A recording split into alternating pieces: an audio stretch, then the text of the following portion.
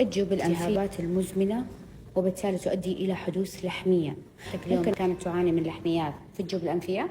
حالة النهارده كانت بتعاني من انحراف في الحاجز الأنفي وتضخم في القرنيات، ولما اتأخر في العلاج ده أدى إلى نشوء لحميات متعددة في الجيوب الأنفية، تقريبا مناخيره كانت مقفولة، مش عارف يتنفس كويس، عنده شخير، وكمان عنده اضطرابات أثناء النوم، بيصحى من قلب النوم مش مستحمل. شفنا وجود لحميات متطورة. إن احنا ننظف الجيوب الأنفية، عملنا فتحات توسيع للجيوب كلها عشان يحصل تهوية وده يقلل نسب الارتجاع. الحمد لله بالسلامة.